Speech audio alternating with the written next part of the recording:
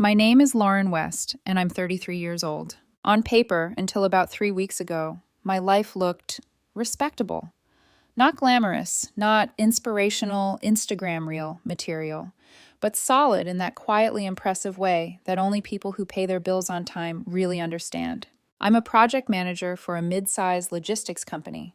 My days are Gantt charts, color-coded spreadsheets, and meetings where everyone pretends disaster isn't 5 minutes away if someone misplaces a decimal. I like it that way. Projects have beginnings, middles, and ends. Timelines, milestones.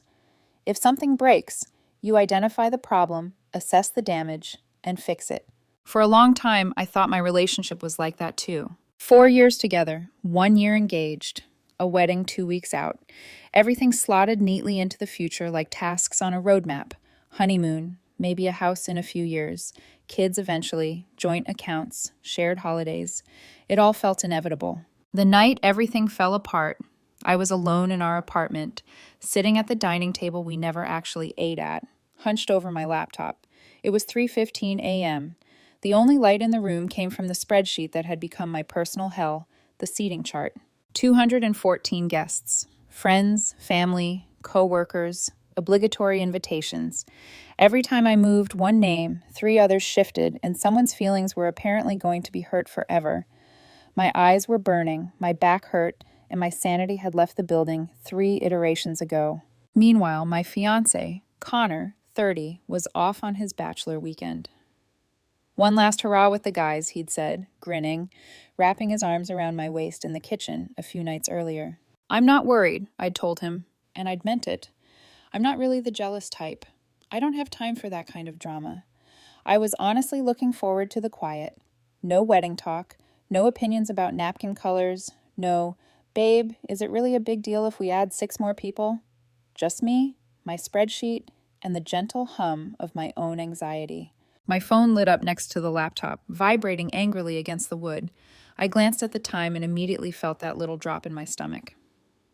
3:15 a.m. is not a good hour for news. It was a text from Connor. Connor, Lauren, hey, are you awake? Another text came in before I could respond. Please don't be mad. My heartbeat picked up a slow, heavy drum. Another bubble. I'm so drunk. Then, Becca let this girl hang with us, and a long pause. The typing bubble appeared, disappeared, appeared again. Then the message came through in one long, nauseating block. I accidentally slept with someone. It meant nothing. I promise it was a stupid accident. I love you. This doesn't change anything. Please tell me we're okay. I stared at the screen. I don't know how long. 5 minutes? 10. Long enough for my eyes to start watering from not blinking. Accidentally slept with someone. The phrase looped over and over in my head like a bad line from a worse movie. Accidentally. As if he'd tripped and fallen into her. As if physics and gravity and alcohol had conspired and he'd had absolutely no say in any of it. I waited for the first wave of emotion to hit. Rage, heartbreak, something. But what I felt instead was clarity. A switch flipped. I'm a project manager. When a project fails, you don't sit there and argue with the scope document. You don't pretend the milestone didn't get missed. You mark it. Failed. You cut your losses. You move on. Our 4-year relationship, our 1-year engagement, the wedding 2 weeks away, suddenly it was all just a catastrophic project. And he had just sent me the incident report. I typed back one sentence. Me. Accidents happen. My hands barely shook. That scared me a little. I put my phone face down, turned off the ringer, and sat there, listening to the hum of the fridge and my heartbeat pounding in my ears. Then I got to work. First, the wedding. I opened my email, pulled up the shared wedding guest list, the one I'd meticulously maintained because, of course, that had become my job too. 214 email addresses stared back at me. My parents, my boss, his boss, the cousin who'd already warned me she'd be devastated if she sat near the wrong side of the family, his super religious great aunt, everyone. I started a new email. Subject line, urgent, wedding cancellation, Lauren and Connor. My fingers hovered over the keys for a second, then began to move. The words came out cleaner than I expected, detached, almost formal. I wrote that it was with deep regret I had to inform them the wedding was canceled. That the reason for this sudden change was that earlier that morning I'd been informed my fiancé had accidentally slept with another woman during his bachelor party. I used Connor's wording on purpose. I wrote that while he insisted it meant nothing, it meant everything to me. I explained that all non-refundable deposits were being forfeited, that we would work to return any gifts already sent. I apologized for the inconvenience, especially for those who had already booked travel. I added one last line about how any future communication on the matter could be directed to Connor, who was currently indisposed. I read it through twice. My eyes snagged on the phrase, accidentally slept with another woman, and something brittle in me wanted to laugh. Then I hit send. 214 people now knew. There was no taking it back. No, we worked through it, no sweeping it under the rug. I didn't feel good. I didn't feel bad. I felt done. Next, vendors. I pulled up the folder of contracts. Venue, caterer, band, photographer, florist, DJ. All of them in my name. My careful budget, my careful savings, all poured into a day that was now a corpse. Every contract had a cancellation clause. Every clause said the same thing, non-refundable deposits. I wrote the same email over and over with small variations. Due to unforeseen personal circumstances, we must cancel the event scheduled for date. I understand the deposits are non-refundable. Please confirm cancellation in writing. Send, send, send. With every email, I watched the mental number in my head go up. 10,000, 15, 25, 30. $30,000. My $30,000. Connor's parents, Jean and Eliza, had contributed $15,000, but that had mostly gone to the upgraded floral arrangements and the statement arch Eliza insisted would make the photos timeless. My money had gone to literally everything else. I sat back, feeling the numbness settle a little deeper. Final task? Home. We lived in my apartment. The lease is 100% in my name. Connor moved in a year ago with a couple of suitcases and a box of mismatched mugs. His contribution was making the place feel less like a spreadsheet, as he liked to joke. At 3:45 a.m., I called the 24-hour shower locksmith. There's something surreal about explaining to a stranger at that hour that you need your locks changed. Now, because your fiancé just cheated on you in another city. By 5:30 a.m., the locksmith had finished. New keys in my hand. Connor's copies. Useless. When the door shut behind the locksmith, the apartment felt different. Not lighter. Not yet. Just mine again. I picked up my phone. There were 3 missed calls from Connor and a string of increasingly panicked texts I deliberately did not read. I opened a new message. Me. Check your email. And check the wedding guest list email. I've accidentally canceled our wedding. I've also accidentally changed the locks. Don't come home. We're done. I stared at it, then hit send. Then I blocked his number. And Becca's. Becca, his constant enabler, the one who always thought it's not that deep whenever Connor crossed a line. The sun was starting to lighten the sky outside my window, turning the buildings a dull gray. My eyes burned. My body finally began to tremble, delayed reactions catching up. I went to the bathroom cabinet, took one of the sleeping pills my doctor had prescribed. Back when the wedding planning anxiety had turned into full-body insomnia, and swallowed it with a glass of tap water. Crawling into bed, I wrapped the comforter around myself like armor. My phone was on silent, face down on the nightstand. The emails were out. The locks were changed. The damage was done. The storm would hit when I woke up. Part 2. Fallout, family war, and the espresso machine standoff. When I woke up, it was almost 11. My phone looked like a crime scene. 83 missed calls, over 150 texts, and notifications stacked so deep they blurred together into one long wall of chaos. The storm had landed. My family, confused, then furious on my behalf. My friends, fire emojis, popcorn gifs, "Are you okay?" texts. And then there was Connor's side. Oh, Connor's family. Dozens of messages from his mother, Eliza, and his sister, Becca.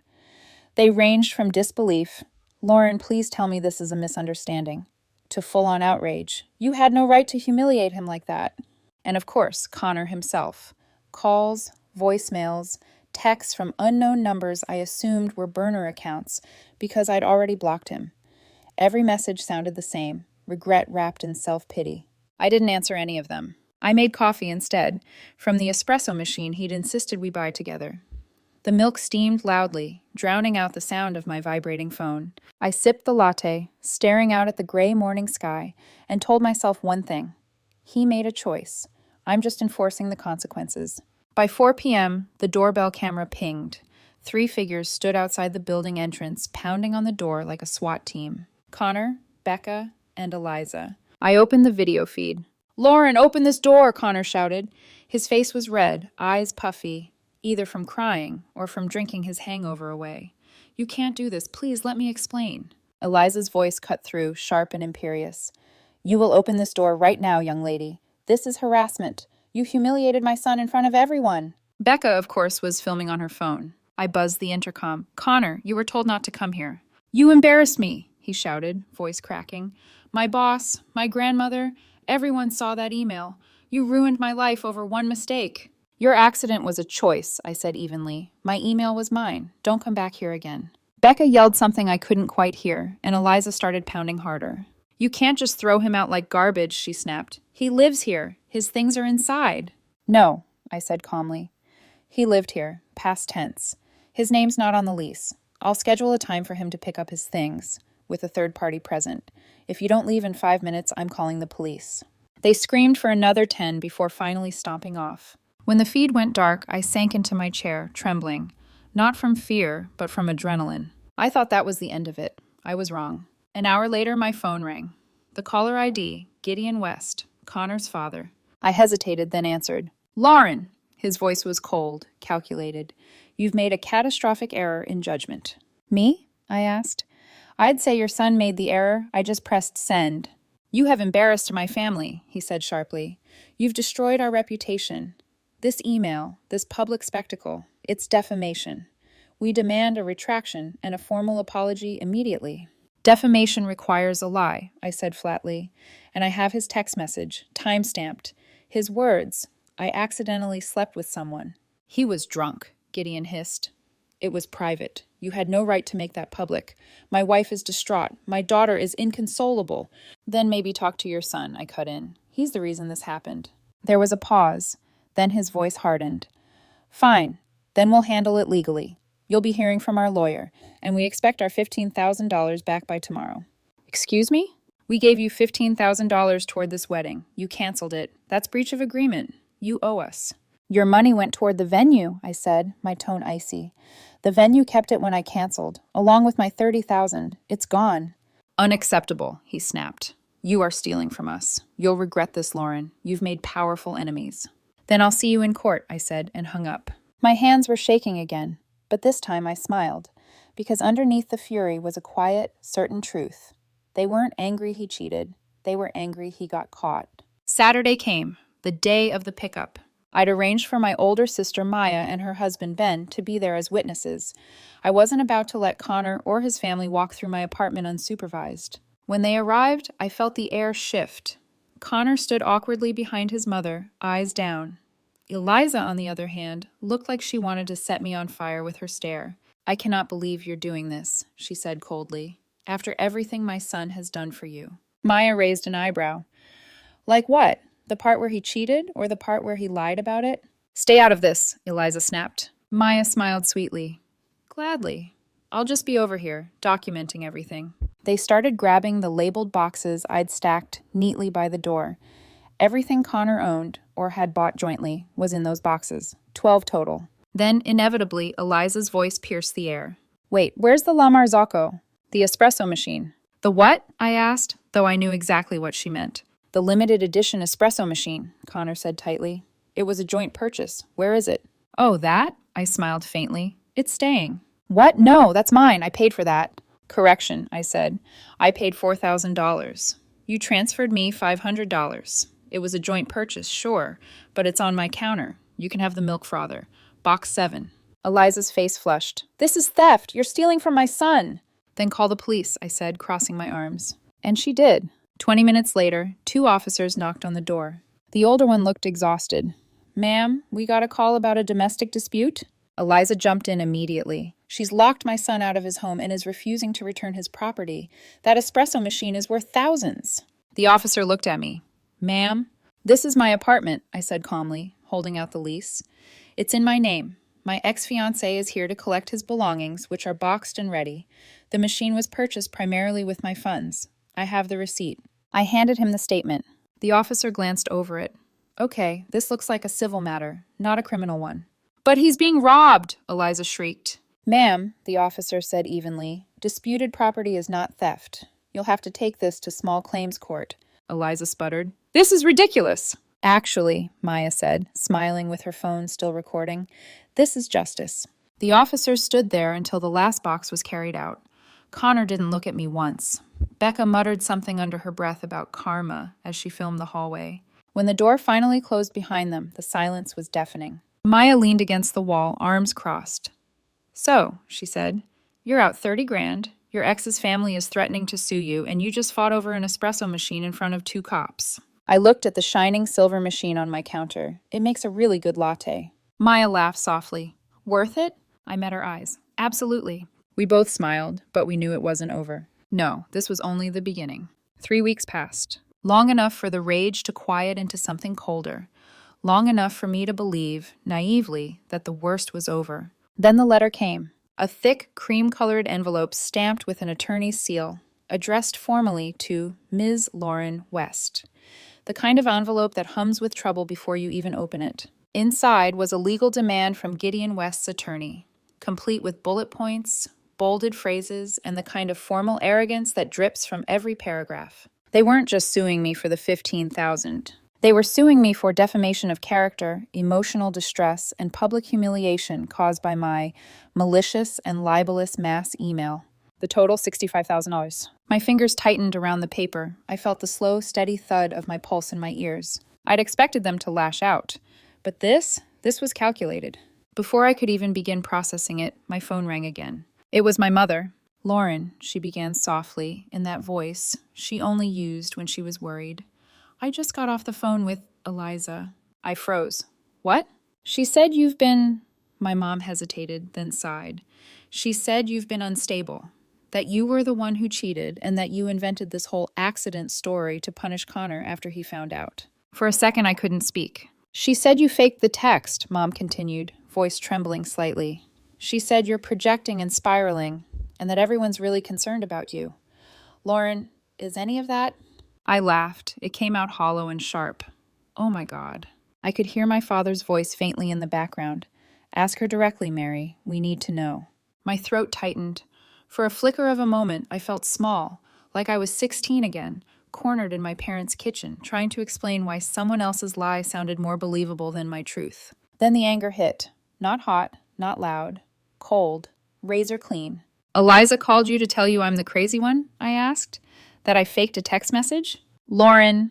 Mom, check your email in 60 seconds. I forwarded the original screenshot of Connor's confession. The one that started it all.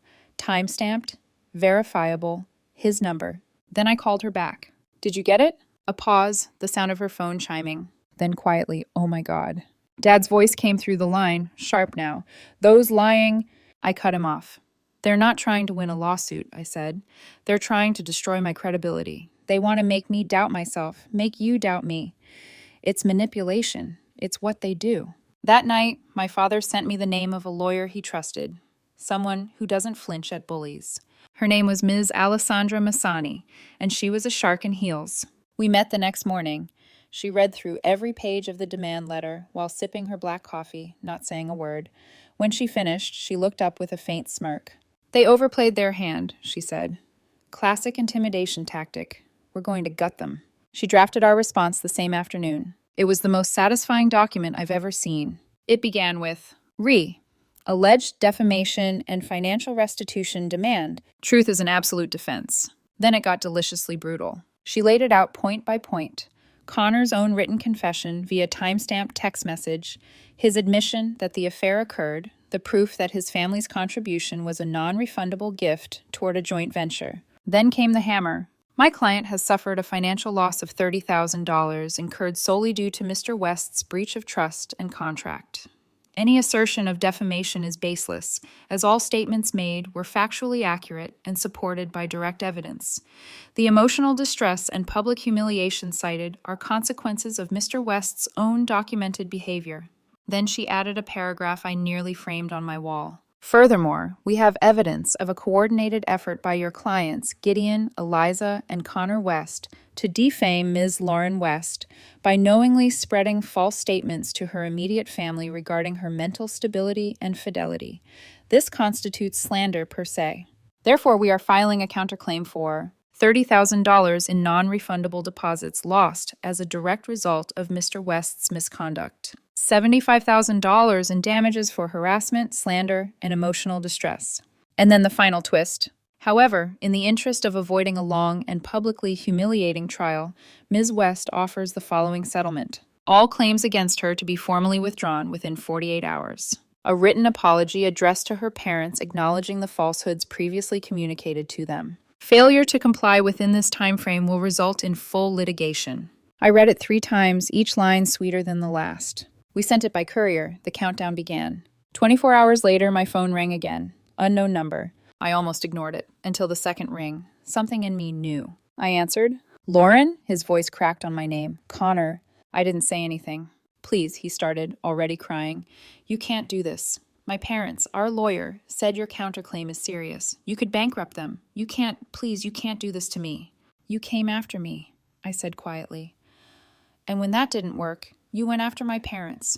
You tried to make me look insane. This, my voice stayed steady, is the consequence. It was just one mistake, he said desperately. I was drunk. You're ruining my life over one night. You ruined your life, I said, cutting him off. I just pressed send. There was silence on the line. Long enough for me to imagine his face, pale, lips trembling, finally realizing the scale of what he'd done. Then I hung up. Blocked the number. Again. Hour 47. A courier knocked at my door. Inside the envelope was a single-page notarized withdrawal of all claims, and a stiff letter. Our clients, Gideon and Eliza West, regret the misunderstanding that occurred during their communications with your parents regarding the circumstances of the wedding's cancellation. No apology, not really, but enough. They blinked, they folded, they surrendered. The next morning, I made coffee from that same silver espresso machine. The hiss of steam filled the silence. I was $30,000 poorer, but I was free. Connor had moved back in with his parents. Becca had apparently ghosted him after realizing she might have been subpoenaed for discovery. The gossip cycle had turned inward. They were the scandal now, not me. I won't lie and say it felt like victory. It didn't. It just felt quiet. Sometimes winning isn't about feeling good. It's about knowing they can never touch you again. And that's worth every dollar I lost. Part 4. Clean break. Cost of freedom and final twist. 3 weeks after the settlement, I finally stopped waking up with a racing pulse. The silence in my apartment, once suffocating, had become something else. Peaceful. I'd rearranged the furniture, repainted the wall behind the couch a deep navy, and sold the engagement ring online for enough to cover 2 months of rent. Every morning, I made a latte from the very same espresso machine that started a full-blown police visit. It hissed and steamed like a reminder. You survived this. I wish I could say I was thriving, that I'd leapt into some newfound life full of gratitude and peace. But truthfully, I was just breathing again, learning what it felt like to exist without the constant static of someone else's expectations. Then one afternoon, as I was leaving work, my phone buzzed. A new text. Unknown number. Hey, Lauren, you probably don't want to hear from me, but please. I just need 5 minutes. In person, please. I stared at it for a long moment. It was Connor. My first instinct was to delete it. My second was to block him again. But curiosity is a dangerous thing, and mine got the better of me. I told myself I wanted closure. One final confirmation that I'd done the right thing. So, 2 days later, I agreed to meet him at a cafe. Neutral ground. He looked smaller somehow. His once perfect hair was unkempt, his shirt wrinkled. When he saw me, he tried to smile, but it came out lopsided and sad. Lauren, he began, voice quiet. You look good. I just stared. Say what you need to say. He nodded, fidgeting with his coffee cup. I lost my job. Word got around. People saw the email, the lawsuit. My boss said it was bad for the company's image. I said nothing. My parents, he exhaled shakily. They're still furious, but they've stopped talking to Becca. She admitted she was the one who invited that girl over. She thought it'd be funny. I felt the bitterness rise in my throat. So you're saying you were set up? No, he said quickly. It was still my choice. I don't even know why I did it. I loved you. I still do. The words hung there like smoke. You don't love someone you humiliate, I said softly. You just love how they make your life easier. He flinched. I wasn't easy, I continued. You liked that I handled things. The bills, the planning, the saving, the details. You got to just show up and smile. But when it came time to actually protect what we built, you chose the path of least resistance and the lowest decency. Lauren, I stood up, cutting him off. You didn't lose me because of an accident. You lost me because I stopped mistaking chaos for love. I left him there. That night, I came home and opened my laptop. A new email notification blinked. Subject, counterclaim settlement, payment confirmation. I clicked it open. Inside was a single line from my lawyer, Ms. Masani. The check from the West has cleared. $30,000 refunded. Case officially closed.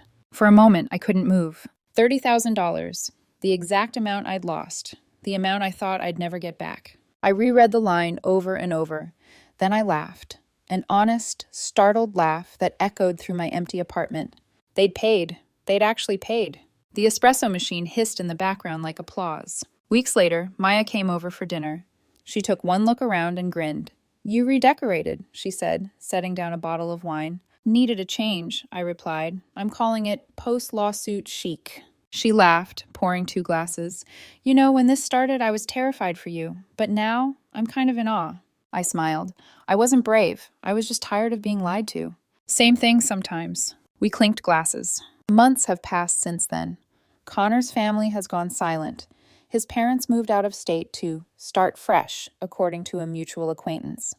Becca deleted her social media after screenshots of her messages leaked into a wedding gossip forum. And me?